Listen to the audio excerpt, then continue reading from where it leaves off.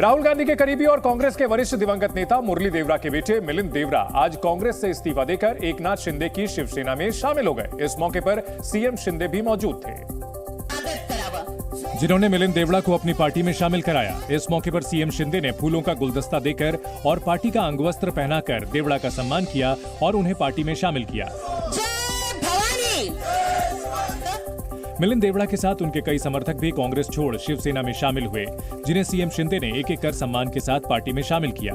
वहीं देवरा ने भी दावा किया कि कांग्रेस का लक्ष्य सिर्फ पीएम मोदी के विरोध में बोलना है, जबकि पीएम मोदी ने देश का विकास किया और इसमें हम उनके साथ हैं।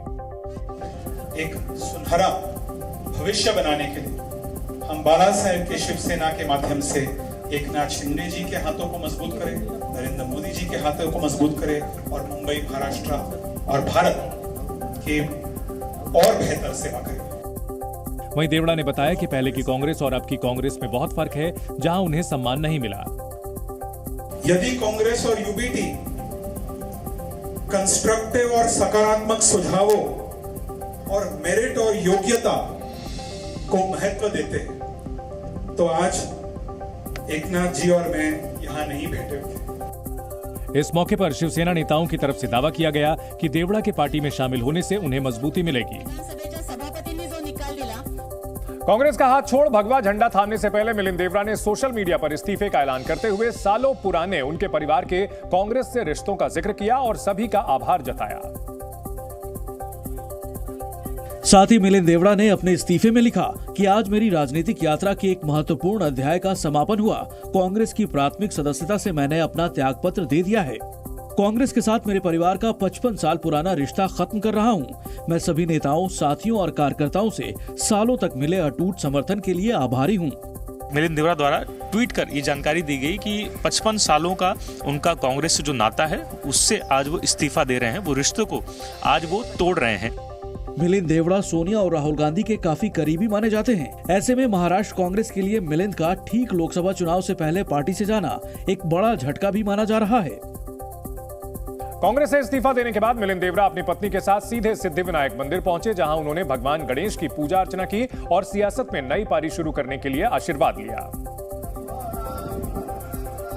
इस दौरान मंदिर के पुजारियों ने भी मिलिंद देवरा को टीका लगाकर आशीर्वाद दिया।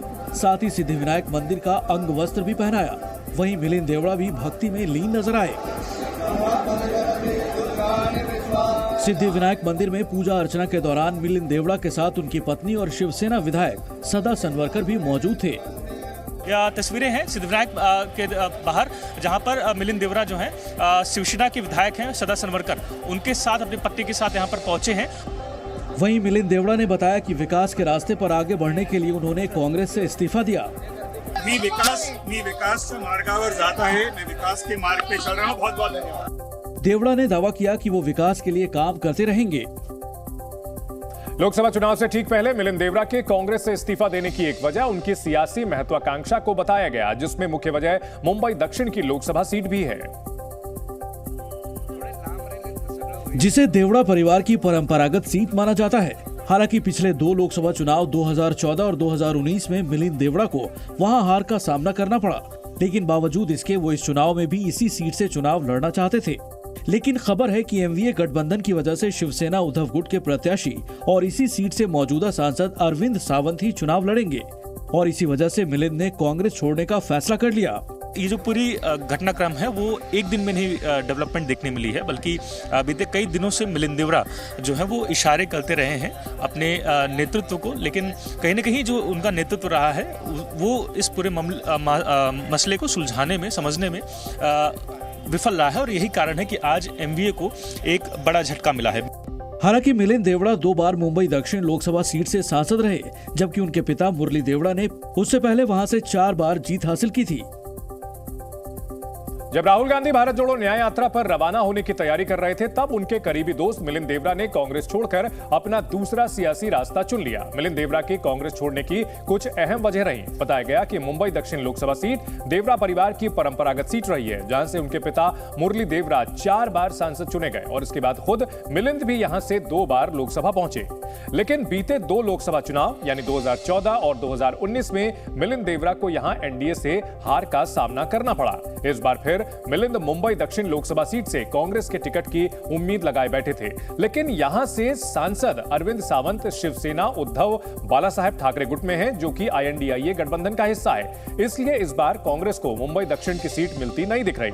यही वजह रही कि मिलिंद देवरा ने कांग्रेस को छोड़ने का फैसला कर लिया। चूंकि एनडीए से इस बार मुंबई दक्षिण की सीट शिवसेना शिंदे गुट के खाते में जाने का अनुमान है, इसलिए मिलिंद देवरा ने शिवसेना शिंदे गुट को ही अपना नया सियासी ठिकाना बनाया है।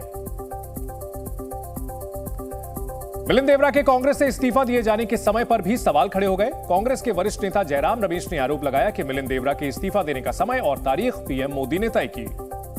शिवसेनेमध्ये स्वागत करावं, जोरदार। और उन्हीं के इशारे पर इस दिन को देवरा के इस्तीफे के लिए चुना गया। जयराम रमेश ने दावा किया कि जिस दिन राहुल गांधी पार्टी को मजबूत करने के लिए भारत जोड़ो न्याय यात्रा की शुरुआत कर रहे हैं, उसी दिन राहुल के करीबी को कांग्रेस से इस्तीफा दिलाया गया। मंत्री ने तय किया, बस इसमें कोई दो राय नहीं हो सकती। तो कांग्रेस पार्टी क्लेम कर रही है कि प्रधानमंत्री ने तय किया, उनकी वजह से इन्होंने प्रधानमंत्री ने तय किया है। कांग्रेस नेताओं ने मिलिंद देवरा को भी उनके पार्टी छोड़ने पर घेर लिया। उनको पूछिए ना क्यों गए हो? कांग्रेस ने क्या कुछ नहीं दिया कि आज जाने की उनको नौबत आ गई? ये उनको पूछिए। कांग्रेस नेताओं ने आरोप लगाया कि राजनीति को अब व्यापार बनाया जा रहा है। कांग्रेस नेताओं ने आरोप लगाया कि अपनी राजनीतिक महत्वाकांक्षाओं को पूरा करने के लिए मिलिंद देवरा ने कांग्रेस से सालों पुराने रिश्ते खत्म किए, जिससे साफ होता है कि उनकी निष्ठा कांग्रेस के प्रति थी ही नहीं। और सिर्फ एक टिकट के लिए मिलिंद देवरा ने कांग्रेस को धोखा दे दिया। ये थोड़ी है कि भाई साहब यहाँ अच्छी नौकरी नहीं मिली, टाटा में नहीं मिली, बिरला में चले गए। वो ठीक है, वो व्यवसाय में हो सकता है, बिजनेस में हो सकता है, पर राजनीति उस हिसाब से कोई बिकाऊ फील्ड थोड़ी है कि यहाँ नहीं मिला वहाँ चले गए। इस मुद्दे पर कांग्रेस नेता आचार्य प्रमोद कृष्णम ने एक बार फिर पार्टी आलाकमान के खिलाफ खुलकर बयान दिया और इसे भगवान का प्रकोप बताया। मिलिंद देवरा का जाना बहुत दुखद और अफसोसजनक है और भगवान राम के मंदिर के निमंत्रण को जिस तरह से ठुकराने का काम किया है, तो मुझे लगता है कि भगवान राम का प्रकोप प्रारंभ हो गया है। आचार्य प्रमोद कृष्णम ने कहा कि वो कुछ लोगों की गलतियों की सजा पूरी कांग्रेस पार्टी को न देने की भगवान से प्रार्थना करते हैं। राहुल गांधी एक तरफ पार्टी को मजबूत करने के लिए भारत जोड़ो न्याय यात्रा निकाल रहे हैं, वहीं दूसरी तरफ उनके करीबी नेताओं का कांग्रेस से जाने का सिलसिला थम नहीं रहा। महाराष्ट्र में मिलिंद देवरा के इस्तीफे पर सियासत भी तेज हो गई है और कांग्रेस के सहयोगी दलों ने भी इस्तीफे पर देवरा समेत सीएम शिंदे और बीजेपी को घेर लिया। अब ये कहाँ रही निष्ठा, विचार, आइडियोलॉजी? अब ये नहीं रही है। सब सत्ता की राजनीति है, खोखे की राजनीति है और कुछ नहीं। इस बीच एनसीपी ने दावा किया कि जिस तरह से अलग विचारधारा के लोगों को बीजेपी में शामिल किया जा रहा है, उससे एक दिन नाम तो बीजेपी का होगा, लेकिन उसमें सारे नेता कांग्रेस के होंगे। बीजेपी थोड़े दिन में कांग्रेस का में नाम बीजेपी होगा, लेकिन कांग्रेस के ही लोग होंगे उसमें। सुप्रिया सुले ने आरोप लगाया कि पार्टी को मजबूत करने के लिए बीजेपी को दूसरे दलों से नेताओं को लाना पड़ रहा है। मिलिंद देवरा के कांग्रेस से इस्तीफा देने के मुद्दे पर इंडिया गठबंधन के निशाने पर आई बीजेपी ने भी पलटवार किया। बीजेपी नेताओं ने आरोप लगाया कि कांग्रेस में परिवारवाद की वजह से वहां लोग परेशान हैं और उनका कांग्रेस के अंदर दम घुटता है। बीजेपी नेताओं ने आरोप लगाया कि हिंदू विरोधी सोच कांग्रेस को खत्म कर देगी। जो चमचागिरी करेगा, जो जी हजूरी करेगा, जो परिवार की जी हजूरी करेगा, वो टिकेगा। अन्यथा सबका वहां पर दम घुट रहा है। बीजेपी नेताओं ने दावा किया कि आने वाले समय में कांग्रेस में कोई युवा नहीं बचेगा। एक ही युवा रहने वाला है उसके अंदर, खाली राहुल गांधी युवा, बस, और कोई युवा नहीं रहने वाला उसके अंदर। तो इसलिए मुझे लगता नहीं है कांग्रेस में कौन बचेगा कौन नहीं बचेगा, प्रभु जाने कौन बचेगा। बीजेपी ने राहुल की भारत जोड़ो यात्रा पर भी तंज कसा। एक और श्रीमान राहुल गांधी भारत जोड़ो अभियान चला रहे हैं और दूसरी ओर उनके ही घर के नेता, दल के नेता, उनको कांग्रेस छोड़ो अभियान के तहत धीरे धीरे एक एक करके छोड़ के जा रहे हैं। राम कदम ने कहा कि कांग्रेस पहले अपने नेताओं को जोड़े, फिर देश को जोड़ने की बात सोचे। जब से केंद्र में नरेंद्र मोदी सरकार बनी है, उसी वक्त से कांग्रेस के कई नेताओं ने या तो पार्टी से किनारा करना शुरू कर दिया या पार्टी ही छोड़ दी। ऐसे नेताओं की लंबी फेहरिस्त है, जिनमें कई राहुल गांधी के करीबी हैं। इसी लिस्ट में सबसे ऊपर अब मिलिंद देवरा का नाम है। उन्होंने 14 जनवरी यानी मकर संक्रांति के दिन कांग्रेस छोड़ने का ऐलान कर दिया, जिसके साथ ही मिलिंद देवरा परिवार का कांग्रेस से 55 साल पुराना रिश्ता टूट गया। इसी तरह मार्च 2020 में ज्योतिरादित्य सिंधिया ने कांग्रेस पार्टी की प्राथमिक सदस्यता से इस्तीफा दे दिया था। राहुल गांधी के करीबी दोस्त रहे सिंधिया और पार्टी में बेहद करीबी नेताओं में शामिल थे, जबकि ज्योतिरादित्य के पिता माधवराव सिंधिया कांग्रेस से आजीवन जुड़े रहे, जो पूर्व प्रधानमंत्री राजीव गांधी के दोस्त थे। इसी तरह जून 2021 में जितिन प्रसाद ने राहुल गांधी के करीब होने के बावजूद कांग्रेस पार्टी छोड़ दी, जबकि जितिन प्रसाद का परिवार 3 पीढ़ियों से कांग्रेस से जुड़ा हुआ था और जितिन प्रसाद खुद भी कांग्रेस की सरकार में केंद्रीय मंत्री रह चुके थे। इसी तरह जनवरी 2022 में यूपी चुनाव से ठीक पहले आरपीएन सिंह ने कांग्रेस पार्टी को अलविदा कहा था। राहुल गांधी के करीबी आरपीएन सिंह ने ऐसा तब किया जब उन्हें यूपी चुनाव में स्टार प्रचारक तक बनाया गया था। पार्टी के इन्हीं नेताओं की तरह अशोक तंवर ने भी अक्टूबर 2019 में कांग्रेस पार्टी से इस्तीफा दे दिया।